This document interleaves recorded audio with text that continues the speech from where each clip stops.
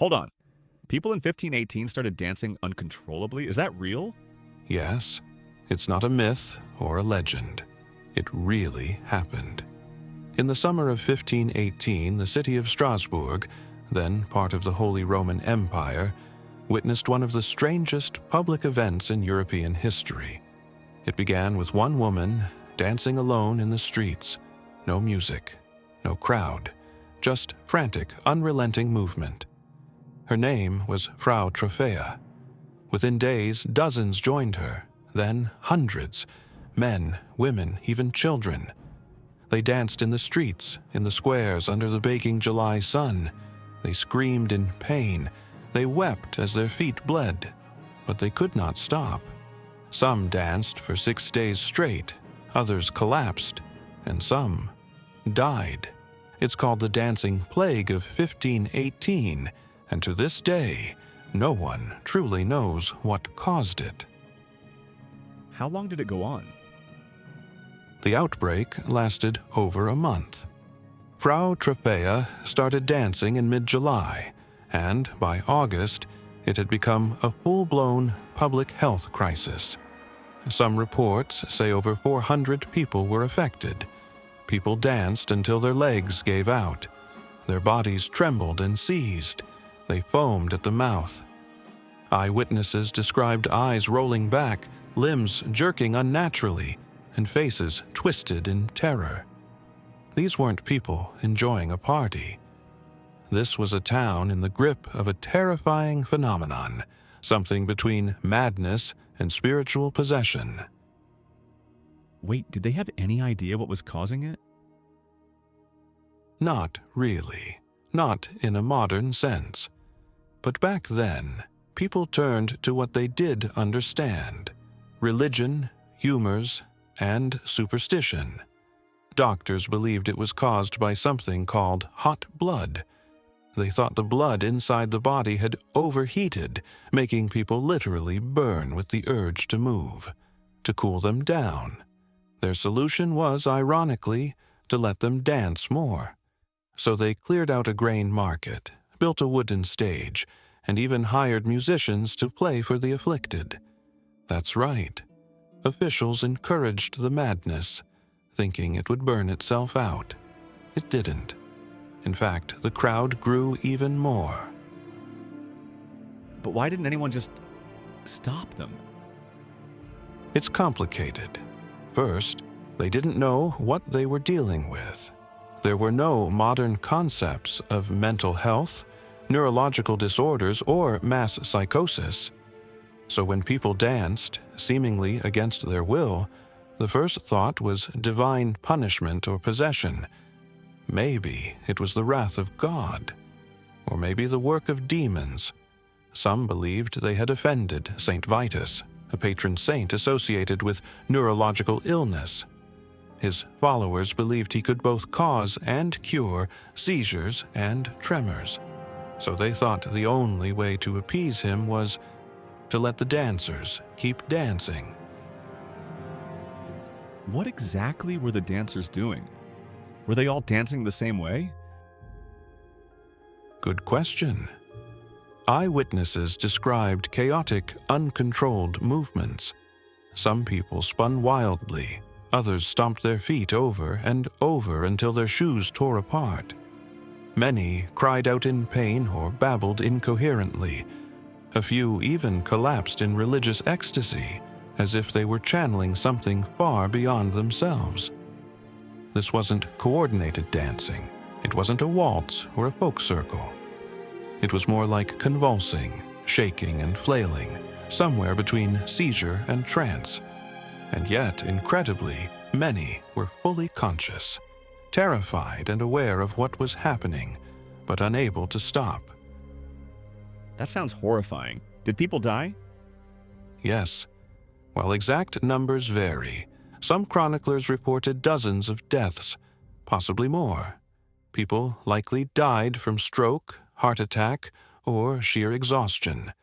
Remember, this was summer in medieval Europe. No shade, no medical help, no food or water. People collapsed from dehydration and overexertion.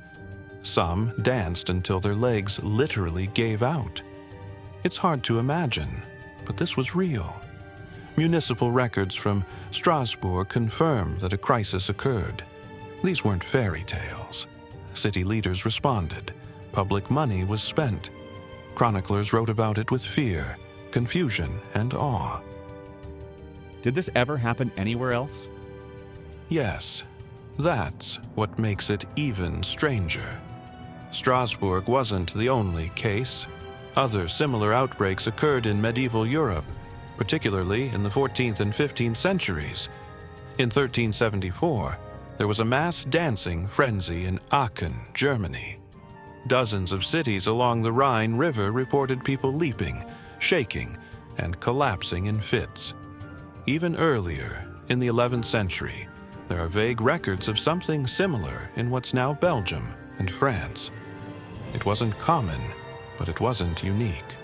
The Strasbourg outbreak was simply the largest and most documented of these strange dancing plagues. Was it a disease? Maybe, but no known disease behaves quite like this. One theory that gained traction in the 20th century was ergot poisoning. Ergot is a fungus that grows on damp rye. When consumed, it can cause hallucinations, spasms, and convulsions, very similar to LSD. It's possible the town's bread supply was contaminated. But there's a problem with that theory. Ergot poisoning doesn't last for weeks, and it usually causes violent physical illness, like vomiting and burning sensations, not organized dancing. And ergot doesn't spread person to person. But in Strasbourg, the behavior was contagious. That hints at something else, something more psychological or social. Like mass hysteria? Exactly. Today, we might call it mass psychogenic illness, a phenomenon where groups of people experience physical symptoms with no clear physical cause. These are often triggered by stress, fear, or trauma. And in 1518, Strasbourg was under a lot of pressure. That summer followed a brutal winter.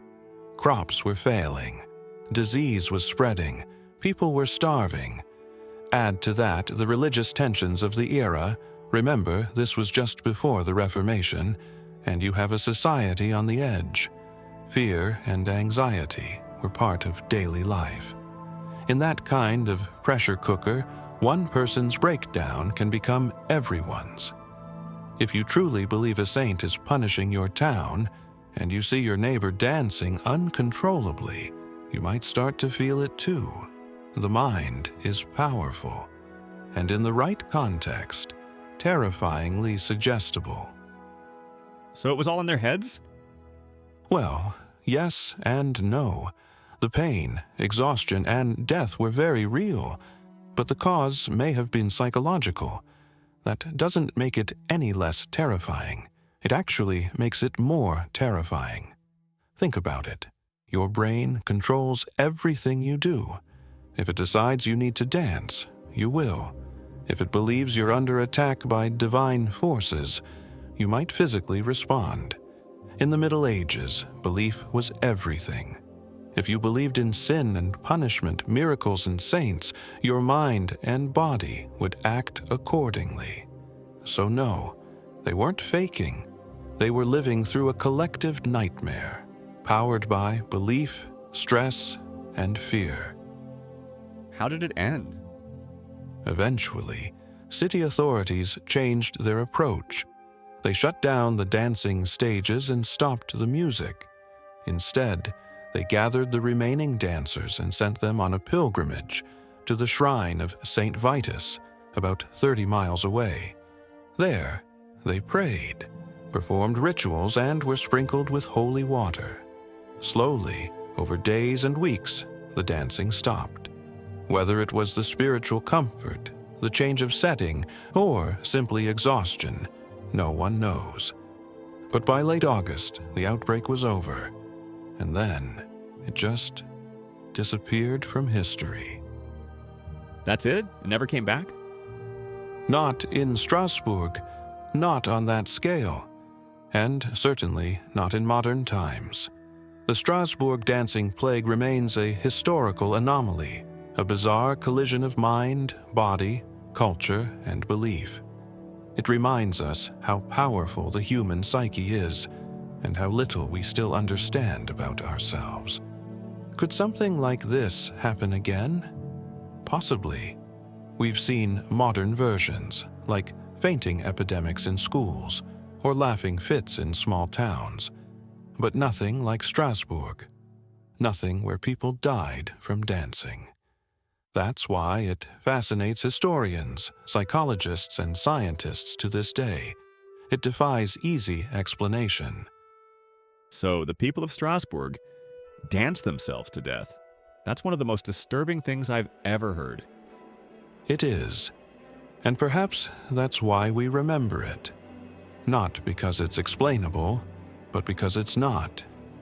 The dancing plague of 1518 isn't just a mystery, it's a mirror.